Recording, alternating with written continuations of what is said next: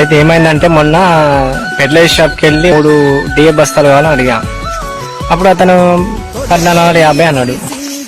సర్లే ఇక మనకు ఇది ఫిక్స్డ్ రేట్ కావచ్చని తీసుకొని ఇంటికి వచ్చిన. అయితే ఒక 3 ఎకరాలకు వేసినాం. అయితే మళ్ళీ ఒక 2 రోజుల తర్వాత మళ్ళీ అదే షాప్కి వెళ్ళినాను.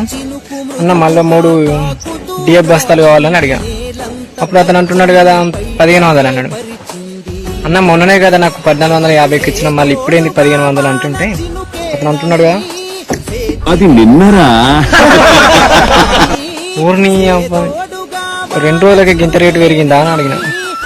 పెరిగింది తమ్ముడు, మరి బస్తాలు అయితే చేంజ్ అవ్వలేదు కదా, అదే బస్తాలు లోడ్ కూడా మళ్ళీ కొత్త లోడ్ రాలేదు, ఇంత రేట్ ఎందుకు తీసుకున్నారు అంటే అది మా ఇష్టం వచ్చినట్టు అమ్ముకుంటాం, నువ్వు నచ్చితే కొను లేకుండా కొనకు, అది మా ఇష్టం అన్నారు. ఇంకా చేసేది ఏముంది, చేసేది ఏం లేక అదే 3 బస్తాలు తీసుకుని వచ్చిన 1500. వాళ్ళు చెప్పిన రేట్లకు మనం కొంటున్నాం, తీసుకుంటున్నాం ఎరువులు, కానీ మనం పండించిన పంటకు మాత్రం రేట్ అయితే ఉండదు. వాళ్ళు ఎంత కడిగితే అంతకు ఇవ్వాలి, వాళ్ళు ఎంత రేటు చెప్తే అంతకు మనం తీసుకోవాలి. అట్లుంది రైతులు అంటే చులకన చూస్తారు. ఈ వీడియో నచ్చితే లైక్ చేయండి.